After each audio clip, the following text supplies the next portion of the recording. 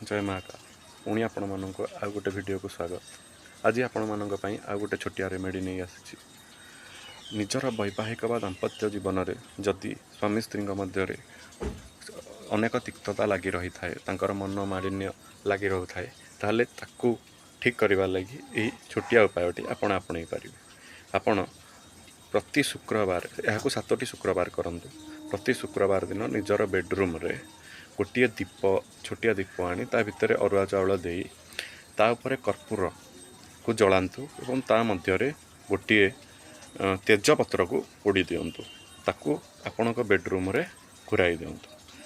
यह आपण 7टी शुक्रवार करंतु एवं प्रति शुक्रवार दिन निजर बेडरूम को जिते सुगंधित आपण रखिपारे, अतरर प्रयोग करंतु, जिते सुगंधित रखिपारे, देखिए आपण मानकर दाम्पत्य जीवन में पुणी सुख शांति फेरी आसो।